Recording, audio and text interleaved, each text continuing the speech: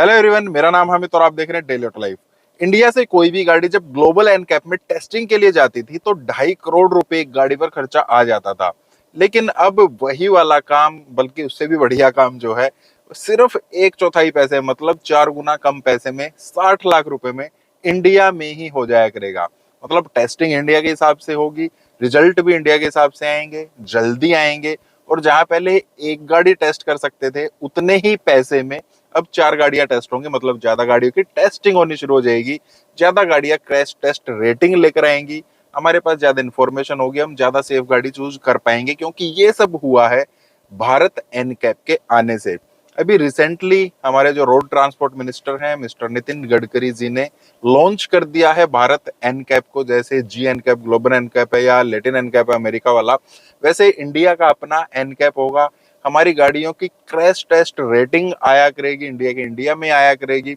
और अब हम ये रहता ना यार, इस गाड़ी की टेस्टिंग नहीं हुई, इसकी गाड़ी गाड़ी की टेस्टिंग हो चुकी है। अब हालांकि कंपलसरी नहीं है ये चीज कि आपको गाड़ी की टेस्टिंग करानी है, लेकिन दबाव जरूर पड़ जाएगा। अब उस दबाव का असर आप देख रहे हैं क्या हुआ है। मारुति ने भी बोल दिया है कि हम अपनी गाड़ियां 1 अक्टूबर 2023 से ये शुरू हो जाएगा, तब से टेस्टिंग शुरू हो जाएगी।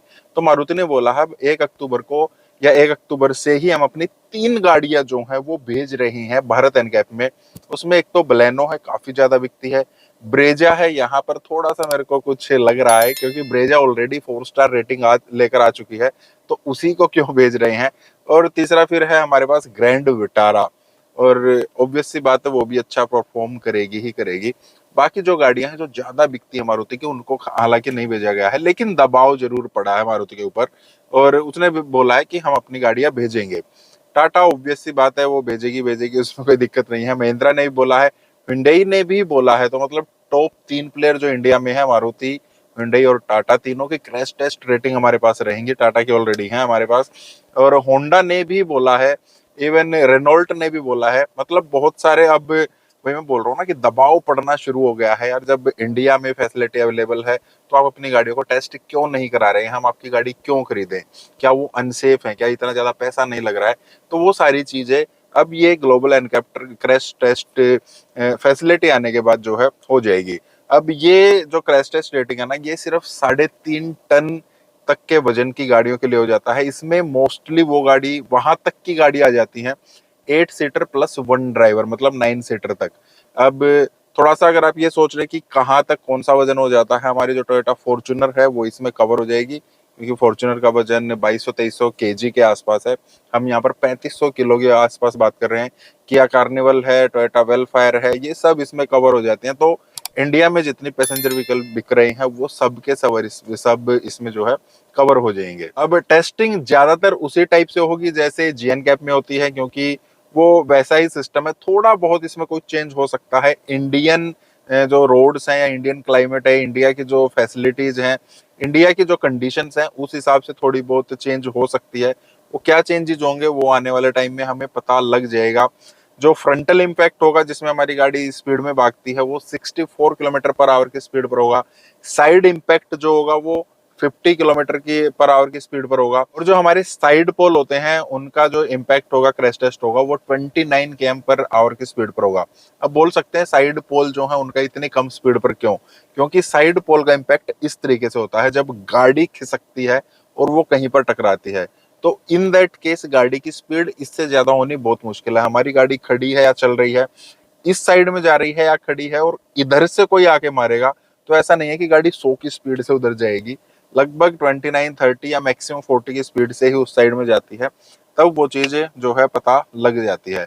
तो इस तरीके से होगा। 3 कसौटी पर ये परखेंगे, एक एडल्ट्स के लिए, एक चिल्ड्रन के लिए, और तीसरा गाड़ी का जो स्ट्रक्चरल डैमेज हुआ है वो कितना हुआ है।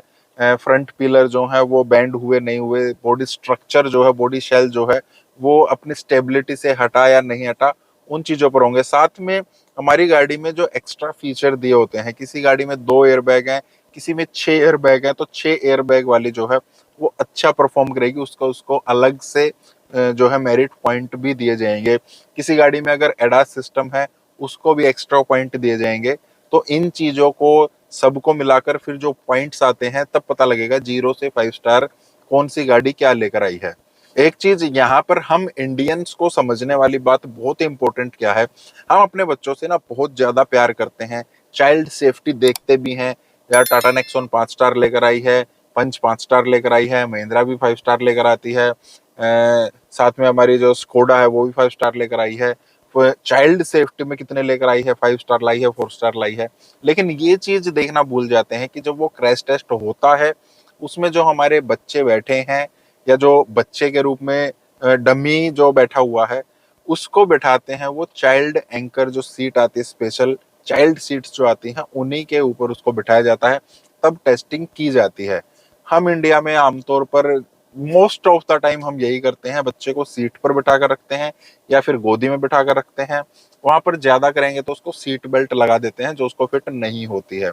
तो गाड़ी ने कितना भी स्कोर किया है बच्चे के लिए, अगर हमने बच्चे को बच्चे वाली सीट पर नहीं बिठा रखा है, 12 साल तक के बच्चे को हमें स्पेशल जो सीट आती है, चाइल्ड एंकर्स होते हैं, उन्हीं के साथ हुक करके उसमें बिठाना होता है। अगर उसमें नहीं बिठा रखा है तो फिर वो 5 स्टार रेटिंग बच्चे के लिए किसी काम की नहीं है, उसकी आप 0 स्टार ही मानिए। और वो गलती कंपनी की नहीं है, हमारी होती है। तो इस चीज पर हमें थोड़ा सा ध्यान देना है। वो सीट हमें खरीद लेनी है, महंगी आए सस्ते आए उस चीज को भूल जाइए।